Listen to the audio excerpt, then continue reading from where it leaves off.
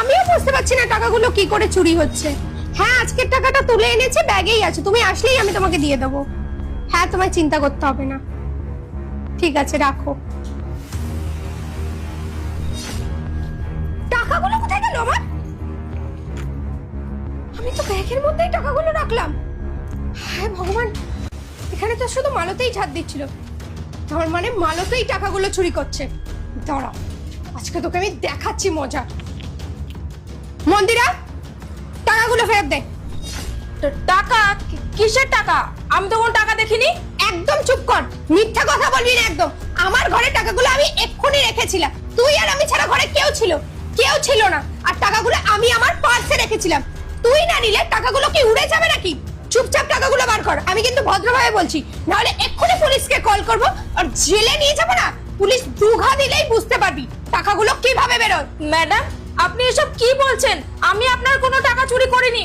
আর তাছাড়া আমি তো আপনারই বাড়িতে কাজ করি, আপনার টাকা আমি কেন চুরি করব? আমিও তাই ভাবতাম যে তুই এত বছর ধরে আমার বাড়িতে কাজ করিস, তুই কোনোদিন করতে পারবি না। হঠাৎ 2 সপ্তাহ ধরে টাকাটা আমার কোথায় যাচ্ছে, কিন্তু আজকে আমি হাতে নাতে প্রমাণ পেয়েছি যে টাকাটা তুই নিয়েছিস, কারণ রুমের মধ্যে তুই আর আমি ছাড়া কেউ ছিল না। তার মানে টাকাগুলো তুই চুরি করছিস। টাকাটা বার কর, নাহলে তোকে চেক করতে কিন্তু আমি বাধ্য হব। ঠিক আছে ম্যাডাম, আপনার যদি আমার উপর সন্দেহ হয় তাহলে আপনি আমাকে চেক করে নিতে পারেন। সে তো আমি অবশ্যই চেক করব।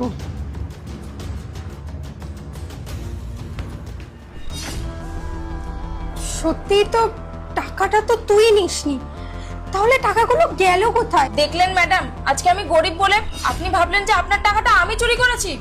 না রে মন্দিরা, আমার প্লিজ ক্ষমা করে দে। আসলে কি বলতো, এত টাকা চুরি হচ্ছে তো আমার মাথার ঠিক নেই। আজকেও 1 লাখ টাকা তুলে আনলাম, কোথায় টাকাটা গায়েব হয়ে গেল আমি বুঝতে পারছি না। প্লিজ আমায় ক্ষমা করে দিস, আমার ভুল হয়ে গেছে। না ম্যাডাম, আপনি আজকে আমাকে ক্ষমা করে দিয়েছেন, কিন্তু কালকে